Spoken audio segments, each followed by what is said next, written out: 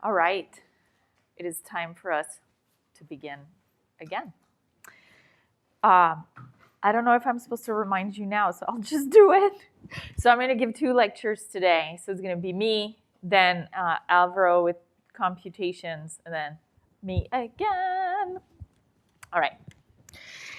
Okay, so last time, the way we left things is that we talked about the fact that the Galois group of the algebraic closure, which is the same as the separable closure in this case, of the finite field with p elements over the finite field with p elements, that was this projective or inverse limit of the Galois group of all those finite separable extensions of Fp. And each of these is cyclic of order n.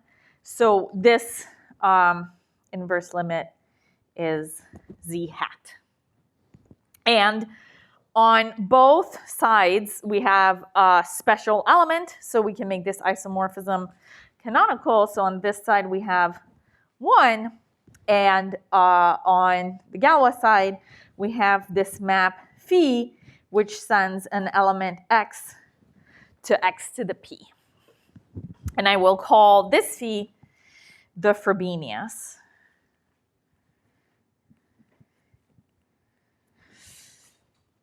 And the point of the Frobenius is that it's very special and exciting, and it's also, there's a ton of them everywhere, so they're not special at all.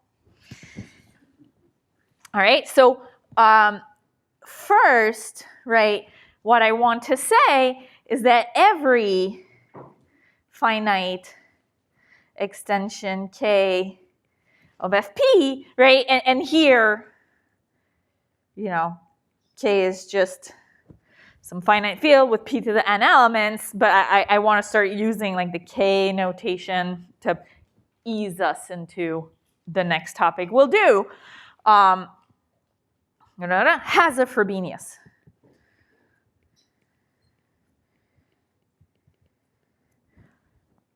I think it's exciting, right? So, and maybe you already know this.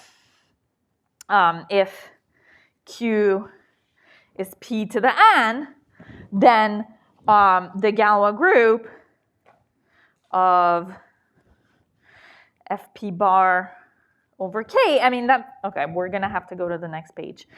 Once again, which is the same as the Galois group of K bar over K, right? So this is a finite extension, so when you do the algebraic closure, it's the same, there's not more things. So let's bring this over.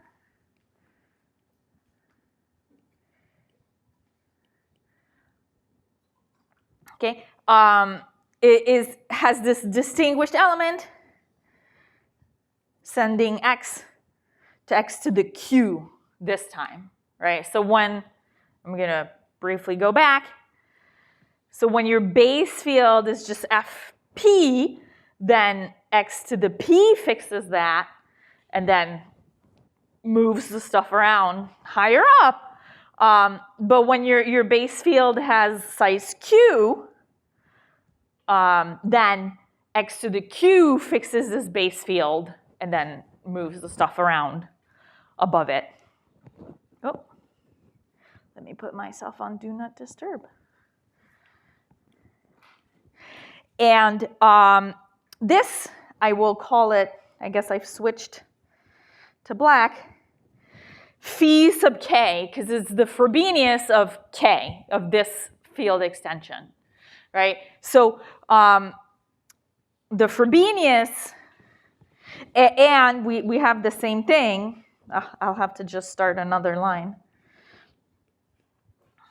The Galois group of k bar over k is also z hat, and it's generated by this Frobenius, which corresponds to 1 in z hat. And if it's surprising that, you know, you take a bigger field and you still have the same thing happen, right? You can imagine, you know, there's FP squared, FP cubed, FP to the 6, FP to the 4th, right? So like when I start down here at FP, I kind of see like all of these integers, right? Like if you think of 2, 3, 4, 5, and if you started like at FP to the 6, you would see above it, you know, FP 12 and FP 18, right? So it kind of like reproduces the same situation, right? Except now every exponent is a multiple of 6 instead of not being a multiple of 6, right? So it's like a fractal, right? Like it just like reproduces itself like higher and higher up, no matter kind of where you start as your base field. Okay, so that's one exciting thing, right? FP, yeah? So I'm just trying to get a grasp on this argument. So the same thing happens in the profinite group too. If we took like the profinite group and multiplied it by n, that would be isomorphic to itself? Yes. Okay. Kind of like how like 2z is isomorphic to z, right? It's just like every integer times 2, and 3z is this, right? So yeah, that's exactly what's happening here. Yeah. Okay, so the Frobenius is special, but every field has its own Frobenius. Now, the other exciting thing is that actually every element can be a Frobenius if it wants to. So this is all very fair.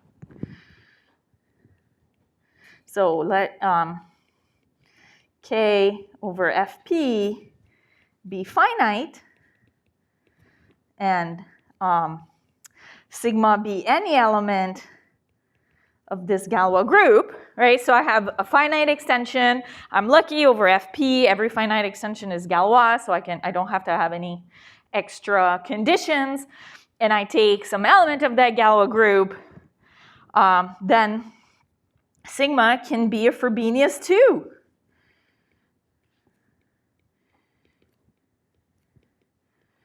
Like I feel like Oprah, like you get a Frobenius, you get a Frobenius, like everybody gets a Frobenius, right? They're everywhere. She is a very famous person in America. Yes. You should look up. I know who Oprah is. It's just like what year is it? Look, you're dealing with old people here. You know, like you gotta be polite to us and let us have our things. All right. So how can this sigma be a Frobenius too? Right. So you have K over Fp. Right? And this Galois group is generated by the Frobenius of Fp restricted to K, right? So the Galois group of K over Fp is generated by the Frobenius restricted to K, right? So I'm thinking of like the Frobenius as like the thing that lives in the big extension, but I can restrict it to K and actually like still looks the same, so it doesn't feel like I've done that much. But so this sigma, right, is some power of the Frobenius, right? So n positive integer. I guess it could be 0. And so what I want to do is I want to extend sigma to sigma tilde, which belongs to the Galois group of the algebraic closure of K over Fp. But that, I mean, here everything is like so easy. That's the easiest case, right? the algebraic closure of K is the same as the algebraic closure of FP. And there's a separable closure, everything's the same, right? And I thought of sigma as being like the Frobenius restricted to K, so how am I gonna extend it to the bigger extension? Like I'm just gonna stop thinking of it as being restricted to K, right? I'm gonna take this sigma tilde to be phi to the n, right? Like just now no longer restricted to the field K. So now it's like in the big group instead of being in the little group, right? And now this is not the Frobenius of anything. It's kind of too big. And I'll do an example with numbers in a second, right? But I can make it be the Frobenius by restricting it to its fixed field. So let sigma be the fixed field of sigma tilde, then sigma tilde is the Frobenius of sigma. And I'm going to do like an example with numbers.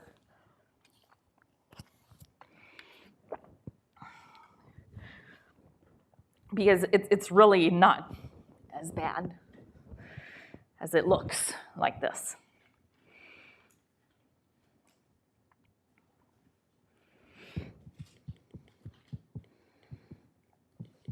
All right, so say my field K is like Fp to the 6, right, over Fp. Okay, and then the Galois group, right, of K over Fp is generated by the Frobenius, right, the map that sends x to x to the p, except in this little extension it has order 6, right? It's not like in z hat, it's like a smaller automorphism.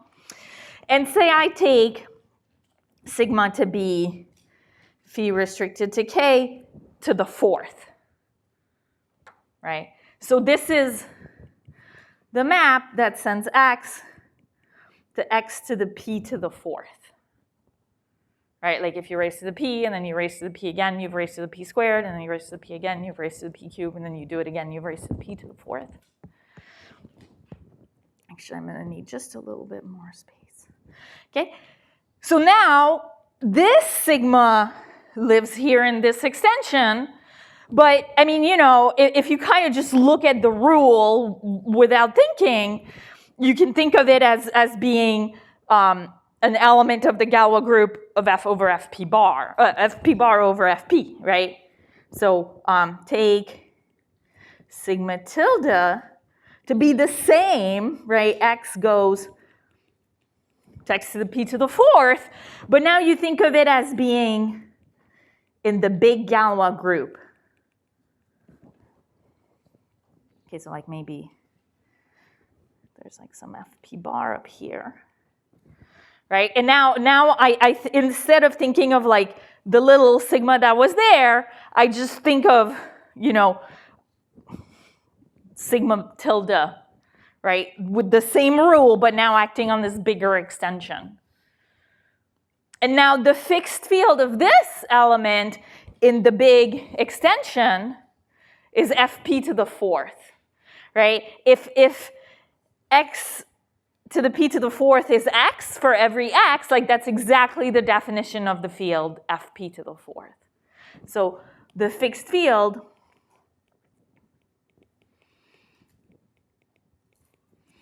of sigma tilde is Fp to the 4th, right? So there's Fp to the 4th here, right? And as far as Fp to the 4th is concerned, like that's the Frobenius, right? Like that's this automorphism is the automorphism that fixes Fp to the 4th, and it, you know, that's its Frobenius. And sigma tilde is the Frobenius of Fp to the fourth.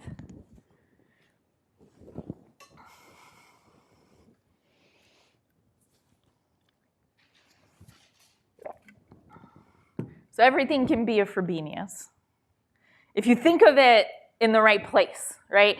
Like raising to the p to the fourth is not the Frobenius here, is not the Frobenius of any subfield here, but like kind of if you just, you know, are willing to go a little bit away, it can be the Frobenius of some other field.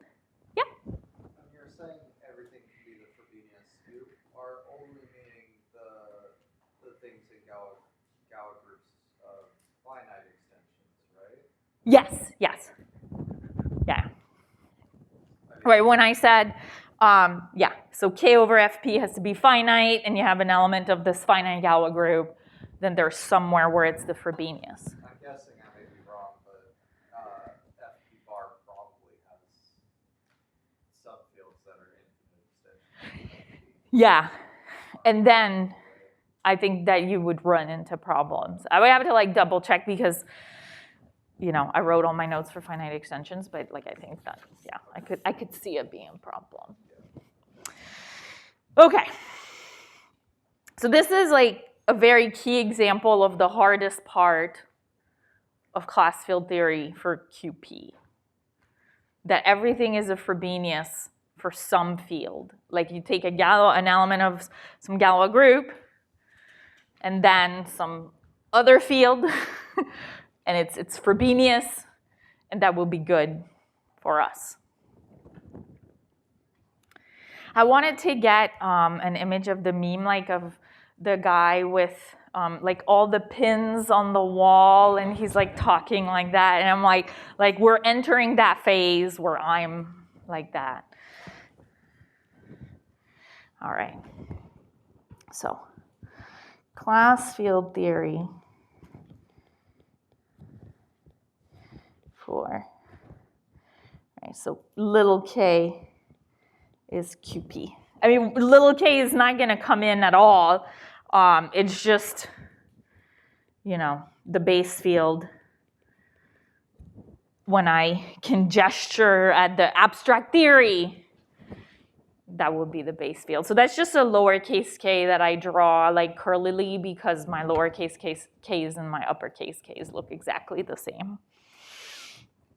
All right, so I'm going to tell you I'm mostly just going to tell you facts and not prove any of them, because this is about getting us to the idea of class field theory, which is like a really beautiful idea, but when you try to prove everything, then you just like get stuck in weeds and etc.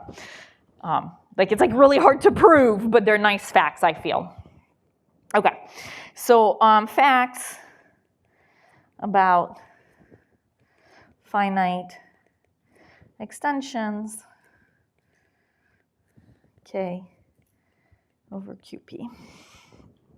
Okay, so K is always going to be a finite extension of QP, the p-adic numbers, which, you know, by now I assume you're just experts at because of Lori's class, so I'm not even gonna really remind you what they are. So K is also a complete field with a discrete valuation. Right, so KP has this valuation which counts like how divisible by P are you? Like if you're P squared times something, like your valuation is 2. If you're P to the minus 2 times something, then your valuation is negative 2. And K also has that. It has a ring of integers, which I denote OK. It's the integral, you can define it as the integral closure of ZP, the p-adic integers in K. And just like ZP has a unique prime ideal generated by P, OK is a DVR, so a discrete valuation ring, which means that it has a unique maximal prime ideal, which I denote like curly P, and it has to be principal generated by some element pi, which we call a uniformizer.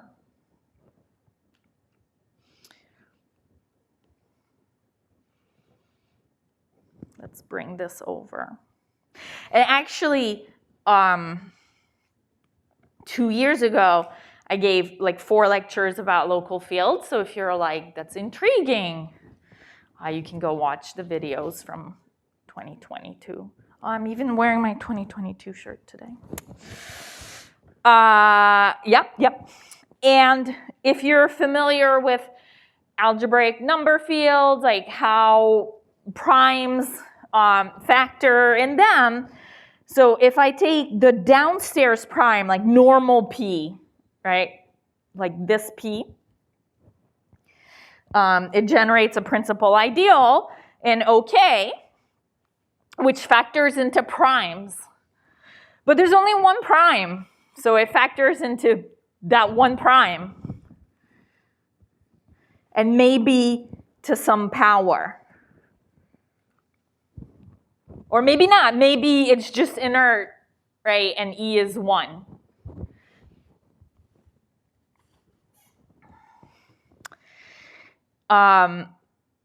When we take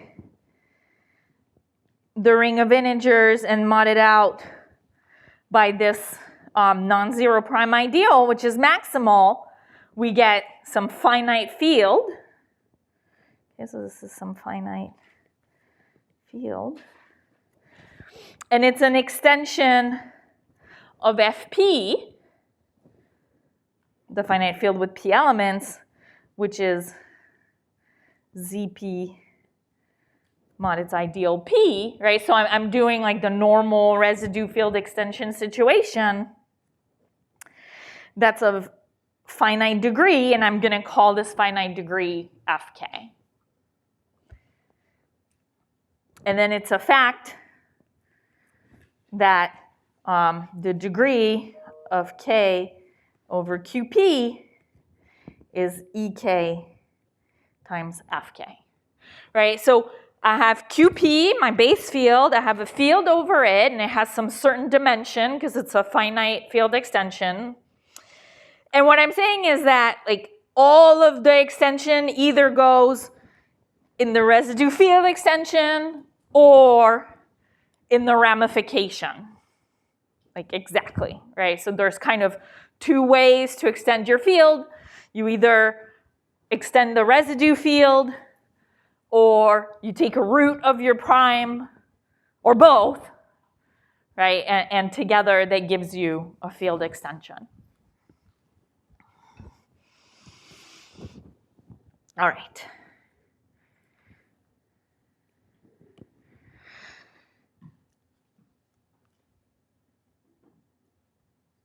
Okay. So now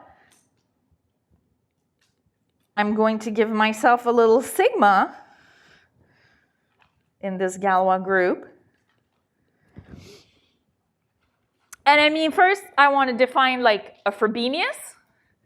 And I want this sigma to be a Frobenius. Like I want the exact same thing that I had over finite fields. So let's first talk about what it does to the prime ideal. So if you're familiar with algebraic number fields, you know that the Galois group acts transitively on the primes above P, but here there's only one prime, so every Galois element has to send the prime ideal back to itself.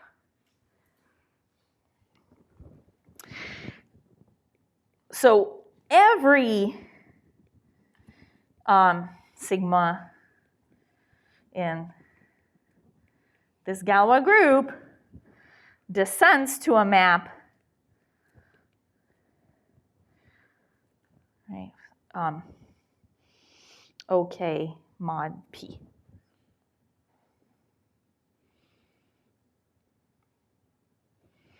So what I get from the Galois group of K over QP to the Galois group of the residue fields, which was of degree F over FP.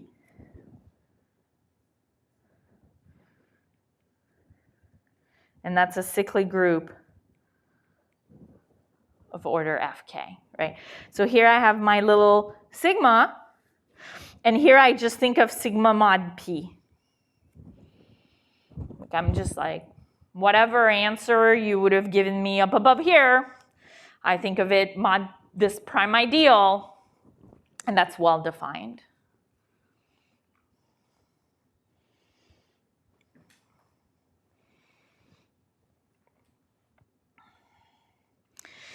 And so if EK is 1, right? So if my prime is still prime, right? There's no taking roots of my prime, so we call that the unramified case. Then this Fk is the full degree of this extension, and that actually forces an isomorphism here.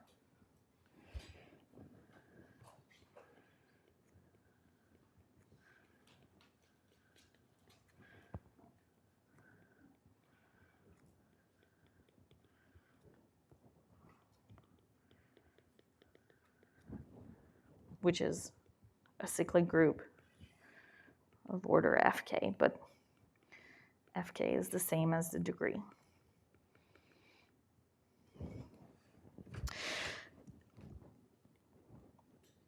Because there's nothing else, in a sense, for sigma to do than to act on this residue field, because there's no root of the prime ideal being taken. Like the prime ideal stays the same and it has to stay there.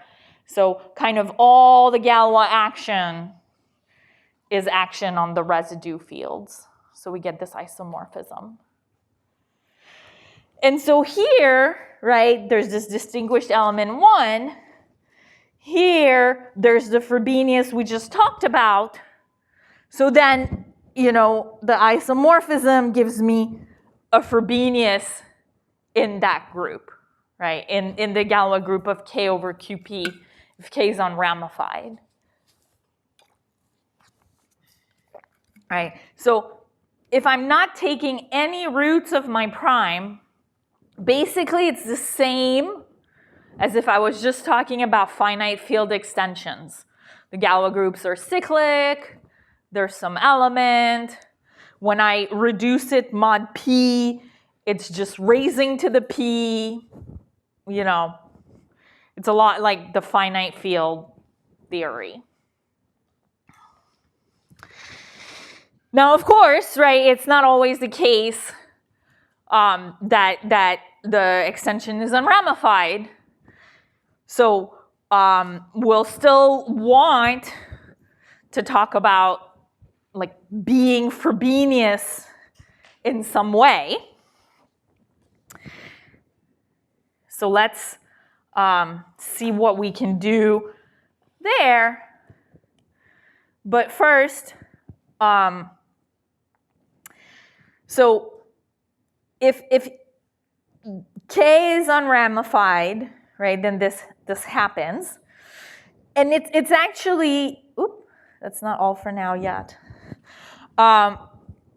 It's actually a fact that QP has a maximal unramified extension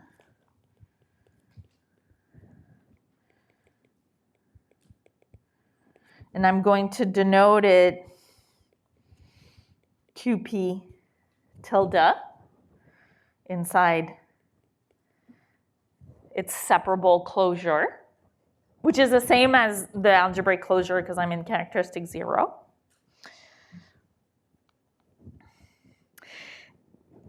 And the Galois group of this QP tilde over QP is isomorphic to the Galois group of FP bar over FP, which is Z hat. So if you only talk about unramified extensions of QP, it's the exact same theory as the Galois extensions of FP. Like they're cyclic, they have a Frobenius, right? There's a number 1 here. There's a map here sending x to the p. And over here, there's a map phi, which is the Frobenius.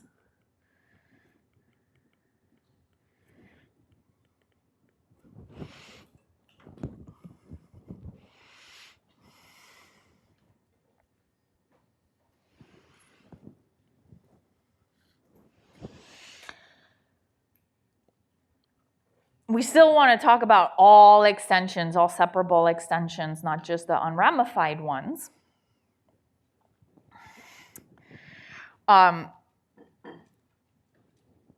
If I take QP bar,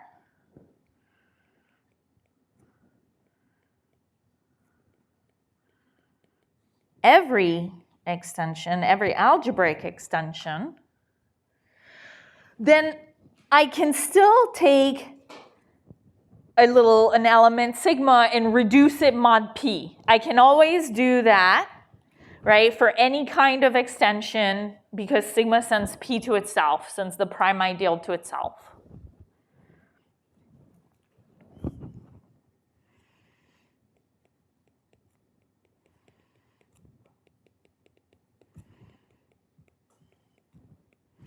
But now this is surjective and no longer an isomorphism. Okay, so we still have 1. We still have x going to x to the p here, like corresponding to each other.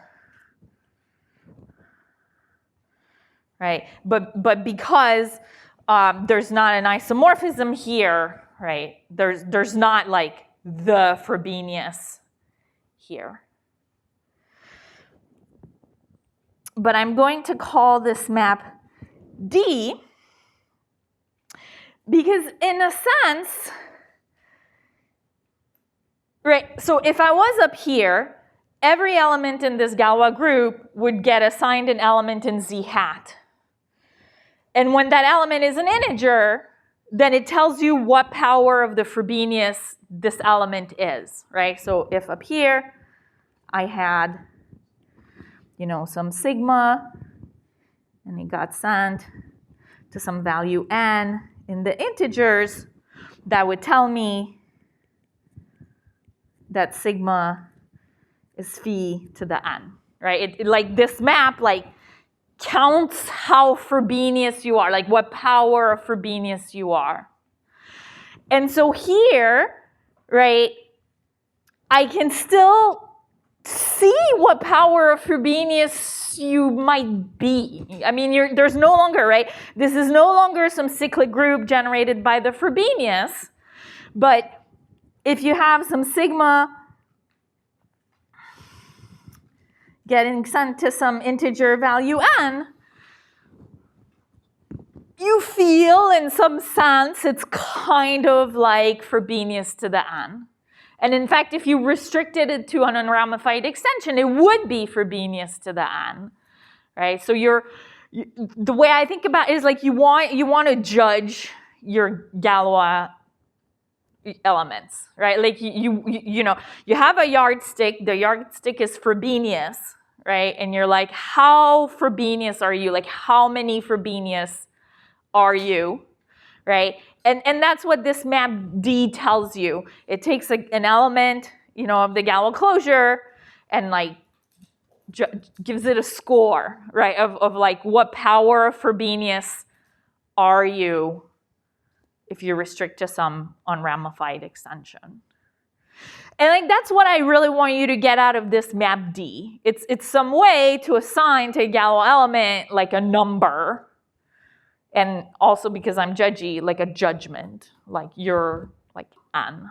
You know, you're like this power of Frobenius. We think like Frobenius is good, right? So you're like, you're 3 Frobenii or something, you know, something like that. Why would is the maximal unramified extension going to be an infinite extension of QP? Yeah, so I'm not telling you that, but you can like build it using roots of unity. Like nth roots of unity for n relatively prime to p. So like that's how you can like tell yourself that it always exists, right? Yeah, so.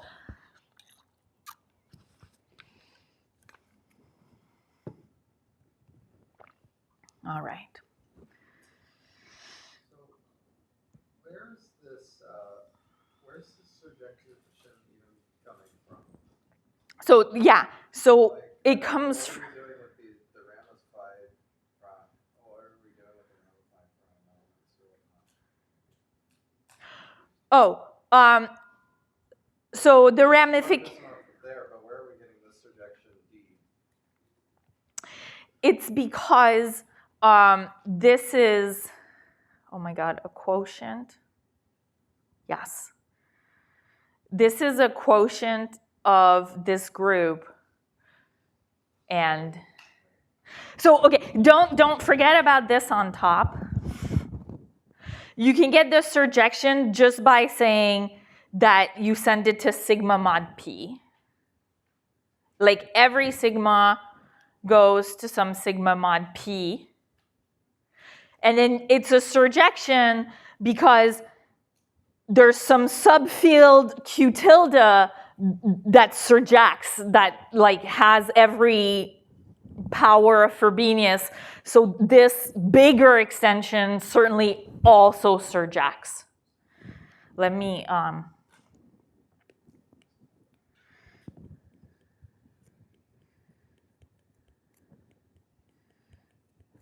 right, that's inside that one.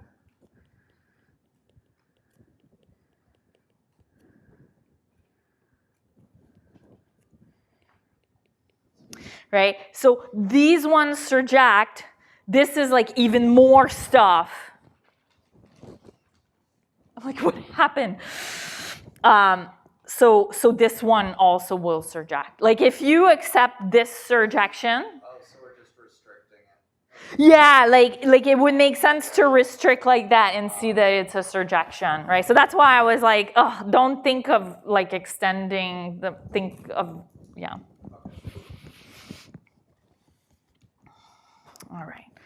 So this is the map D. I'm just going to try to write it as often as possible, right? And it's a value judgment. You give to every Galois element a score, like a number, is how I think about it.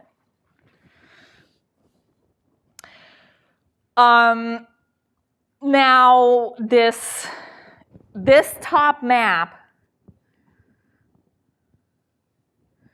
has a kernel.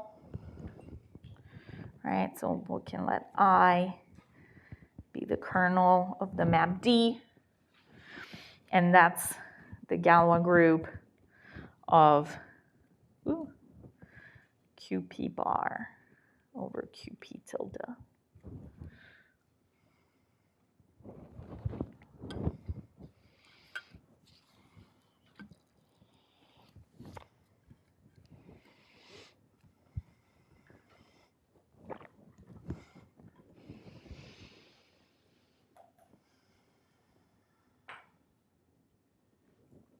Okay. So now I'm going to let K over Q be a QP be a finite Galois extension. It doesn't need to be Galois. Okay, a finite extension.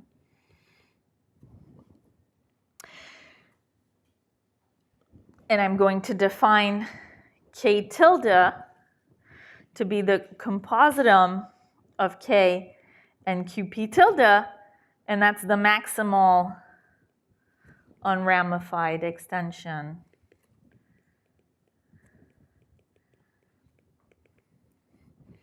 of K. Which there's a little bit of content here, right? So this stuff is everything you can add to QP without ramifying. And what I'm saying is that if you take this stuff and you add it to K, that's an unramified extension, but also every unramified extension of K is of this form. Like there's not like extra things in K that you could like take some polynomial of and get like some unramified extension of K that like somehow is ramified over Q, right? So it's like once you know what's unramified over QP, you know, you throw that in with K and that gives you the maximal unramified extension of also of K. And we'll need that. And we also have by restriction, right? So the Galois group of K bar over K, that's the same thing as the Galois group of QP bar over K, right? They have the same separable closure. Like I mean, what I mean here is that like this is equal to that. You know, it's not like that the groups are equal in some weird way. Like it's just writing it differently. And this is a subgroup of the Galois group of QP bar over QP, right? So I can restrict the map D that I had, and I get a map to Z hat, but this one is not surjective. Well, I mean, not necessarily surjective anymore, because this is a smaller, this whole thing surjected on over Z hat, right? And now I took like a smaller thing and it might not surject anymore.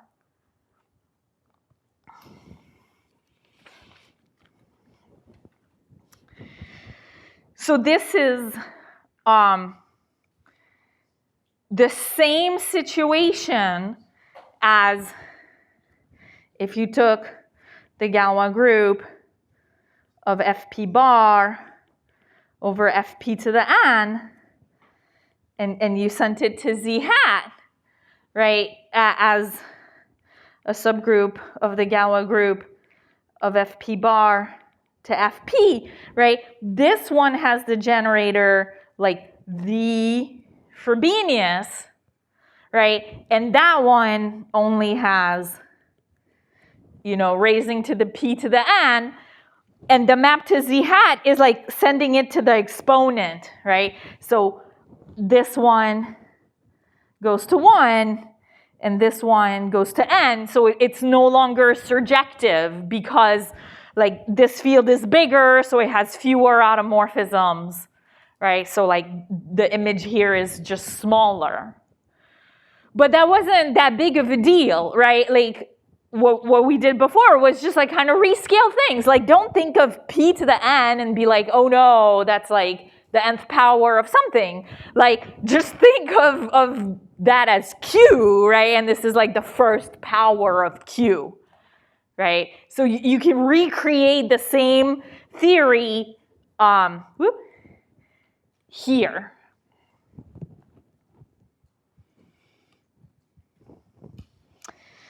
So, yeah, we're going to let Fk be the degree of the image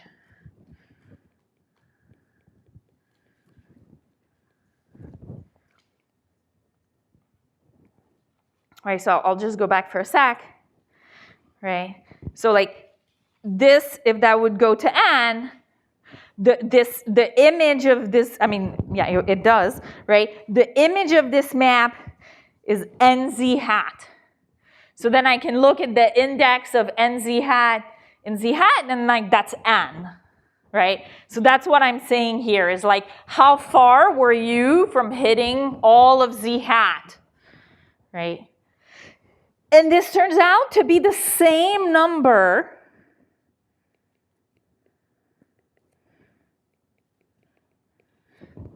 that I defined before.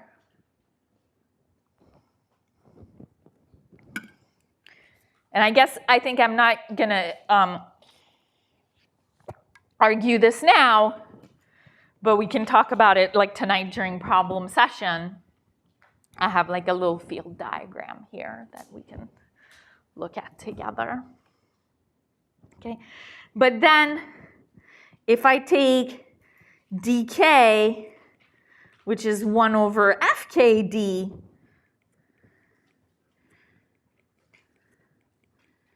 to z hat, that's surjective, right? Just like if I go back, right, this generator goes to n, and I'm like, well, it's kind of my own fault for thinking of raising to the p as being the smallest thing, right? So if I just divide everything by n, then all of a sudden raising to the p to the n is like the smallest thing that you can do.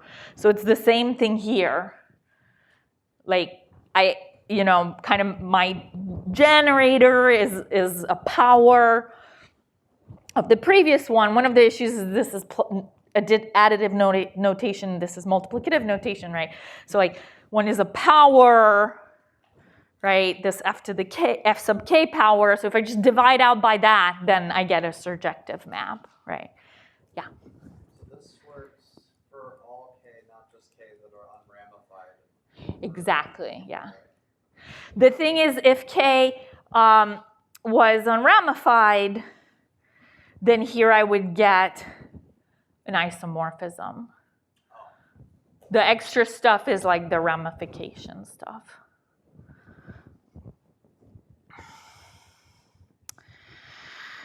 I think we're good here. And in my 1 minute, let me tell you why we did all this. Is so that oh, sorry, I forgot to say, right? So we say that some sigma in the Galois group of k bar over k is the Frobenius, or is a Frobenius here.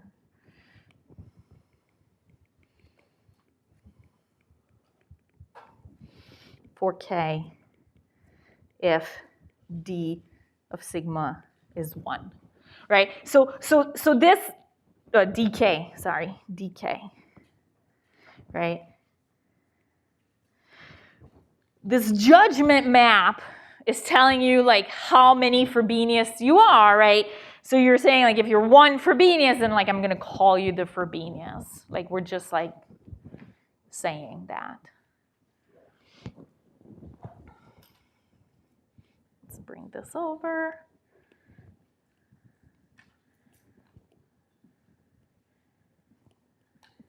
And I'm going to say it like super fast so you can think about it for an hour, and then I'm going to come back because I have another lecture. Okay, so every sigma in Galois of k over qp is a Frobenius somewhere, right? Which is where I went with the finite fields.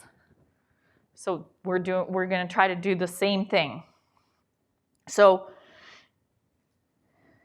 you have k and qp. I'm going to have to make it smaller. So what I did over the finite field, right, I had my little sigma. I first lifted it to the algebraic closure.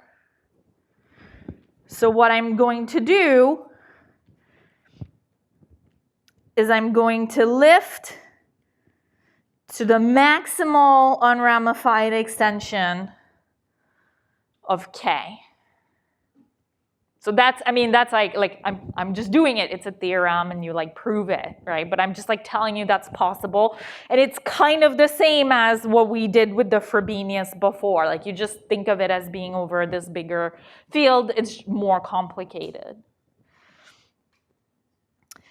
And this sigma tilde, right, is like some power of Frobenius. Like it's not the Frobenius, right? So it's kind of like when we did like p to the 4, right? Like when you count how many Frobenii it is, it would be like 4 Frobenii, right? So like it's like some number of it, some judgment. But the reason why we got 4, right, is because like it wasn't over its fixed field. Like once we went to f sub p to the 4th, like that was the Frobenius. And so that's exactly what we're doing. Right? So we let sigma be the fixed field of sigma tilde, then sigma tilde is the Frobenius of that field. So I guess here I should have said notation. Phi k, right? So when I think of it over sigma, the judgment gives me 1. And another fact is that this turns out to actually be the f of that fixed field. Okay. So I'm going to end here. I'm going to go back over this again when we come back. But this is judging the Galois group elements. When we come back, we are also going to judge the elements of QP.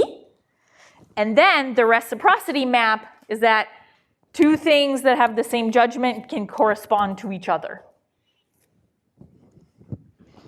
All right, that's all for now.